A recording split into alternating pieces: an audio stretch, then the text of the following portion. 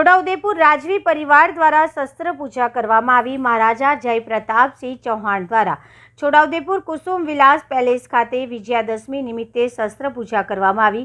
છોટાઉદેપુર એક સ્ટેટ હતું। સ્ટેટ સમયથી રાજવી પરિવાર સમગ્ર છોટાઉદેપુર પંથકમાં તથા રાજવી કુટુંબમાં ઘરોબા અને વર્ચસ્વ ધરાવે છે। જ્યારે રાજવી પરિવાર કુળની ધાર્મિક પરંપરા આજે પણ વંશજોએ યથાવત રાખી છે।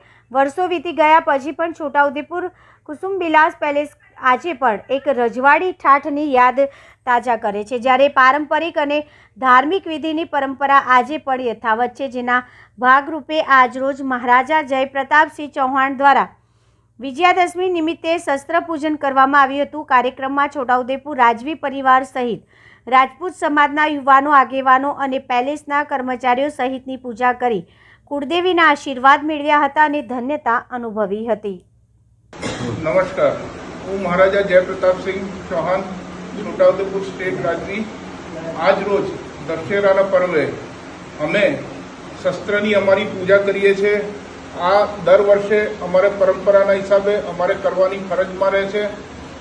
આજ રોજ જ્યારે અસત્ય પર સત્યનો વિજય છે, દશેરાનો તહેવાર કહેવાય છે, એ જ દિવસે અમે બધા સમાજના લોકો ભેગા થઈએ છીએ ને આ રીતિ પ્રમાણે અમે અમારા શસ્ત્રોની પૂજા કરીએ છીએ। પહેલાંના જમાનામાં જ્યારે લોકોની રક્ષા અને પ્રજાની રક્ષા કરવા માટે અમારે યુદ્ધો લડવા પડતા હતા, તે સમયે આ શસ્ત્ર અમારા કામે લાગતા હતા। પણ હવે જ્યારથી સરકાર અસ્તિત્વમાં આવી છે, પ્રજાનું ધ્યાન રાખે છે, તો આ શસ્ત્ર હવે કોઈ ઉપયોગ થતો નથી। પણ દર વર્ષે એની પરંપરા મુજબ અમે આ માતાજીને અર્પણ કરીને અમે પૂજા અર્ચના કરીએ છીએ, તો પાછા અમે અમારા શસ્ત્રો એ રીતે મૂકી દઈએ છીએ।